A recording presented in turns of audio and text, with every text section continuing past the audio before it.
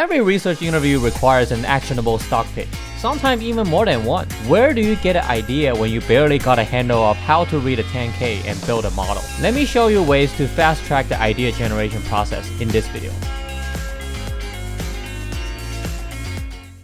Every public equity fund files their domestic long holdings 45 days after the quarter ends in a 13F. Beware, it only tracks the US names that a fund owns. There are two great tools that tracks these holdings for all the funds out there. One will be Whale Wisdom. Tools like that is most useful when you follow low turnover concentrated funds. I will use Dorsey Asset Management as an example. For long duration funds like Dorsey, even ideas that have been in the book for a long time can be actionable if the stock price just hasn't moved, because these funds are not as catalyst driven. You can look at position size changes, top holdings, new positions, exits, and because of the 45-day lag, the 13F can be deceiving. Funds can quote-unquote window dress around the quarter end to mask what they own in a portfolio for competitive reasons, i.e. they will sell a core position before the quarter end so it doesn't show up in the 13F. And then they can buy it back after the filing so that competitors and freeloaders like me won't know they actually want to buy this position until a quarter later. And for long short funds, there are extra caution you need to take. You don't know if a long position is a part of a pair trade. A relative value manager can be playing for the long position going up more than the short position. For example, they can long Nvidia and short Marvell, but in reality, both are probably a long, and it's just Nvidia went up 30% and Marvell went up 15%. So the relative manager made 30% on Nvidia long and lost only 15% on the Marvell short, but they made a 15% spread. And that's different from having absolute conviction in the long position. And for somebody who's just looking for a long idea, you could be deceived by looking at the 13F. There's another tool called Dataroma. It's more curated. I don't know the criteria that allows a fund to make onto Dataroma, but it's the same idea. These funds tend to be more famous, but Whale Wisdom tracks every single fund that files a 13F. And it's valuable to know the new positions and exits amongst a basket of shops you respect the most that fits the long duration concentrated definition, because it could be signal. Reddit usually will aggregate on a quarterly basis which funds are publishing something, and you can bookmark the websites of the funds you respect. For example, some of the high profile but relatively smaller funds like AltaFox, Green Haven, if they have a mailing list, subscribe to it if you want to keep getting their quarterly letter. If they publicize their investor letter, you don't have to pay attention to their macro commentary, which they all like to do, but they do disclose a high-level pitch for a big position or an idea they're working on. If you know your style, you can scale out from a fund you respect to others in the genre. Go on Twitter to see what the founder of your respective fund, whom do they follow. Leverage word of mouth as well to figure out who sits in the genre you want to pursue. And pay attention to influencers like myself who curate that information. I definitely know a few newsletters that highlight good pitches from other newsletters. Use Whale Wisdom to find an idea that your favorite shop owns and see who are the other concentrated owners, because chances are they tend to have similar style. And you can even engage these founders on Twitter. What do you have to lose? The worst, they don't respond. But the best situation is they actually tell you what their investment style is, and they're open to have a debate on the ideas you're looking at or the ideas they own. And this is a very small industry. They can have job leads for you, or they can even hire you at their own funds. Repeat that process over and over to scale out your knowledge of who is who in public equity investing. Definitely leverage Twitter. A lot of investors hang out on Twitter. Not just famous investors, but also a lot of disgruntled long-short investors just hang out there venting about their job, looking for low-quality channel checks, stuff like that. And see whom they follow. That's another way to scale out. They tweet their thoughts on stocks all the time. That way you have no excuse to maybe dig deep into something they're thinking about. A lot of the named and anonymous Twitter investors have a newsletter. Borrow ideas from them. Don't read their actual write-up. Just know what the ticker is that they're writing about, because you are dangerously primed to their views immediately if you read their view. Do your own work and then read the article to compare notes. After you've done enough amount of work, you can even reach out to the author by commenting on the article on Substack or DM them on Twitter to exchange notes. As a byproduct, have a chance to impress them. There aren't that many books that explicitly talk about stock idea generation. The only one I will recommend will be The Manual of Ideas. It is skewed toward special situation and deep value. You should check that out. I've included a link in the video description. Most of you know Value Investor Club. If you are not a full member, which requires a quality pitch to be accepted to this still pretty exclusive high quality club, you will get access to ideas on a 45-day delay. But it's mostly special situation and deep value plays anyways. A lot of these ideas would have not worked 45 days after publication anyway. So I think it's still a very fertile ground for finding free ideas. Tragically, SumZero, which is another platform, has completely paywalled. So unless you submit an idea and be accepted, you won't have access. If you want to have real-time access, definitely work really hard to keep trying to get yourself accepted into both VIC and SumZero. VIC is more traditional value investor audience. SumZero tends to be more hedge fund heavy. Morningstar is more useful for long onlys. Long onlys can sell hundreds of funds of different strategies. So you have no idea when the 13F commingles all the positions in all the funds. That tells you nothing about what's interesting. Unlike the 13F, mutual fund filings actually give you insights into their non-US holdings as well. You need to focus on particular funds that you respect. For example, David Samra, Artisan International Value based in San Francisco, he actually beats the market. And you can look at the changes in sizing and buys and sells. A lot of the mutual funds I follow post quarterly investor calls for free. Portfolio managers and the analysts actually talk about ideas on these conference calls, and they're great. It's just you have to make sure they follow your investment style. But dig around, see the mutual funds that you respect, whether they host these kind of calls, and definitely join and to just get a sense of what they talk about. You can get ideas out of those calls, not just new idea, but also they give updates on their current positions.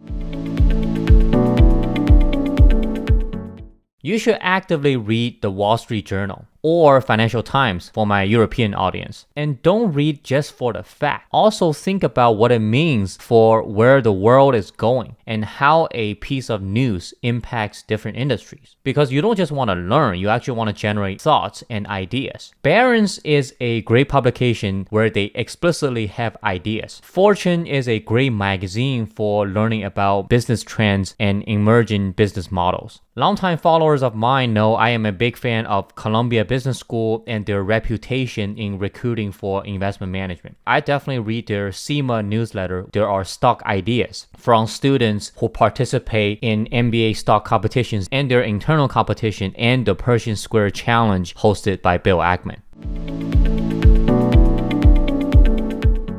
People-oriented sources of information is always of higher quality. If you're outside the profession trying to break in, you're probably networking aggressively with like-minded buy-side investors already. Ask what funds do you respect and scale out. Always think about scaling out.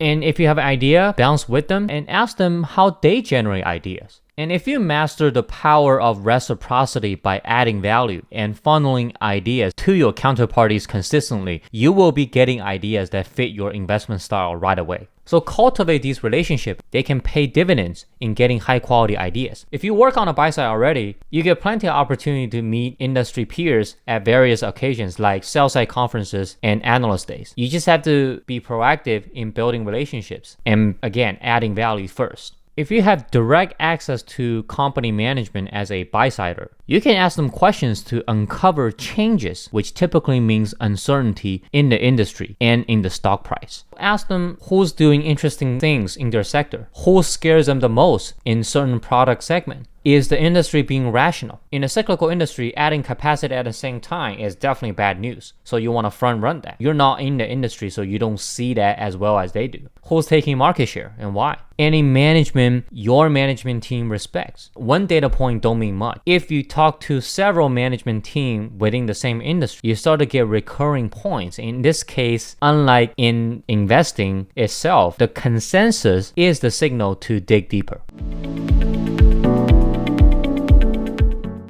A lot of the next generation trading apps actually have great functionality of showing you for the 52-week high, 52-week low. Big stock moves doesn't mean the stock is actionable. It's very dependent on you knowing the name and knowing what the business is worth. You can also screen for financial metrics, revenue, EBITDA, EPS growth, gross margin, operating margin, ROIC. But remember, market is most of the time efficient.